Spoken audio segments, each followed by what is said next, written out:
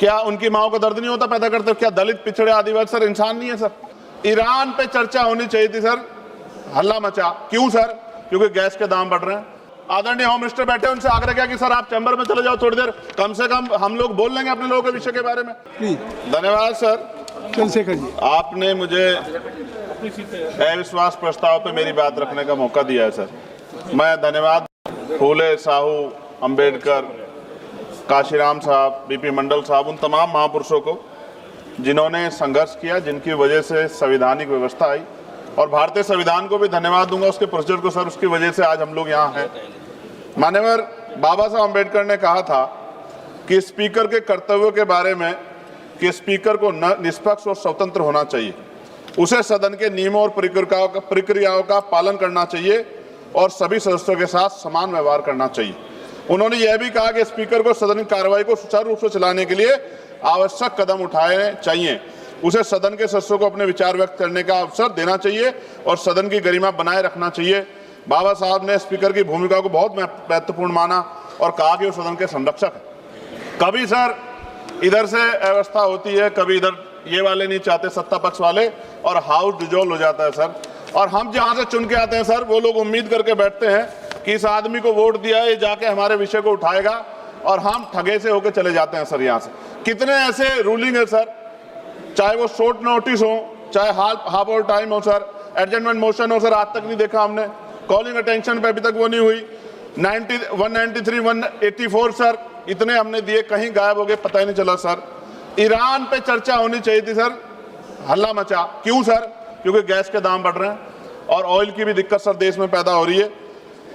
जो बिल आते हैं सर, हम उस पर इसलिए बोलना चाहते हैं, हम ये कोई ऐसा नहीं सर कि हमें कोई बहुत जरूरत है यहाँ गिड़गिड़ाने की कि हमें बोलने का मौका दीजिए, क्योंकि जब इन बिलों को रिसर्च होगी, आने वाली पीढ़ियां करेंगी, तो हमारा पक्ष क्या था, हमारी आइडियोलॉजिकल हम कहाँ खड़े थे, ये देश जानेगा, आने वाली पीढ़ियां जानेगी। इसलिए हम बिल पे बोलना चाहते हैं, अपना पक्ष रखना चाहते हैं सर। 2.5 साल हो गए मुझे यहाँ SC ST पे जो अत्याचार हो, NCRB का डाटा उठा के देखो सर, अभी 1.5 साल हुए। 1.5 हुए सर? अच्छा हुआ सर, आप जोड़ रहे हैं सर, अच्छी बात है।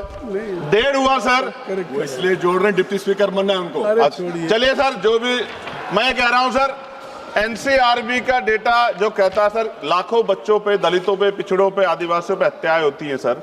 क्यों नहीं चर्चा होती इस हाउस में सर? क्या उनकी माओ का दर्द नहीं होता पैदा करते? क्या दलित, पिछड़े, आदिवासी सर इंसान नहीं है सर?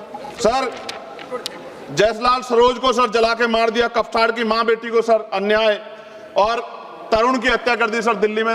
मेरा सर दिक्कत ये है हम लोगों की, अगर हम यहाँ नहीं बोलते हैं तो हमारे क्षेत्र के लोग कहते हैं कि बोलना चाहते हैं, यहाँ लड़ते हैं तो हम ऐसे दिखते जैसे हम सर भीख मांग रहे हो, अपमान का घूंट पीते हैं सर हम इस सेशन में कि हम अपनी बात को रख सके, और हम अपनी बात भी पूरी नहीं कर पाते सर, क्योंकि आप वहां से ऑर्डर कर देते हो कि खत्म करो, खत्म खत्म। हमने तो आदरणीय होम मिनिस्टर बैठे, उनसे आग्रह किया कि सर आप चैम्बर में चले जाओ थोड़ी देर, कम से कम हम लोग बोल लेंगे अपने लोगों के विषय के बारे में, क्योंकि जब से वो बैठे हैं जिस तरह के इनसिक्योर आप हो रहे हैं, वो तो किसी छिपावा नहीं है, बिल्कुल नहीं छिपावा है। मैं तो आग्रह करूंगा आदरणीय गृह मंत्री जी थोड़ी देर बैठ जाए सर, तो हम लोग को बोलने का मौका मिल जाए। सर एक सेकंड, आप सबको समय मिल रहा है सर, आप बहुत, आपका सबसे ज्यादा आप चेक कर लो, सबसे ज्यादा आपका होता है सर।